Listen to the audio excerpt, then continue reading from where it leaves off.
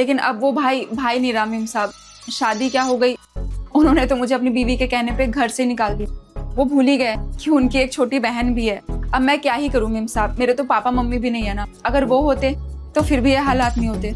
मुझे तो बचपन से भैया ने ही संभाला है, तो बस सब कुछ अच्छा चल रहा था। लेकिन जब से उनकी शादी हुई, भाभी के कहने पे उन्होंने मुझे घर से बाहर ही निकाल दिया।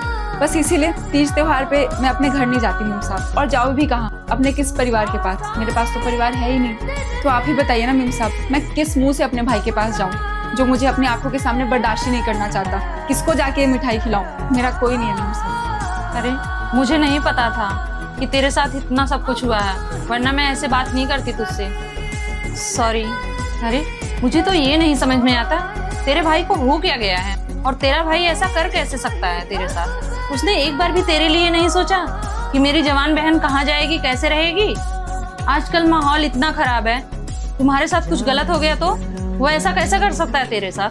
मेम साहब, अगर मेरे भाई ने सोचा होता ना कि उनकी बहन कहाँ जाएगी कहाँ नहीं, तो मेरे साथ इतना बुरा नहीं होता। आज उनकी बहन दर बदर ठोकरे नहीं खा रही होती। उन्होंने तो मेरी शादी करा दी थी ऐसे ही कहीं पे। और मेरा पति, वो तो शादी के एक हफ्ते बाद ही सारे जेवरात लेके भाग गए। लेकिन आज भी हम इंतजार करते हैं कि क्या पता वो कभी आ जाए। गाँव वालों ने बोला है कि शायद जिनसे हमारी शादी हुई है वो कोई शेख वगैरह थे। उन्होंने अपनी पहचान छुपा के हमसे शादी की और वो अब कहीं दुबई चले गए हैं। खैर मेम साहब, ये सब बातें छोड़िए। आप क्यों अपना समय बर्बाद कर रही हैं हमारे साथ? आप जाइए ना, आपके भैया भी तो इंतजार कर रहे होंगे ना राखी पे। अरे मैं तुझसे बात करके अपना समय बर्बाद नहीं कर रही हूँ। और एक सबसे अच्छी बात क्या है पता है? तेरे माँ बाप जहाँ भी होंगे वो तुझे देखकर खुश हो रहे होंगे कि मेरी बेटी अपने पैरों पे खड़ी है। उसके साथ इतना सब कुछ हो गया, फिर भी उसने हार नहीं मानी। कितनी स्ट्रांग है वो।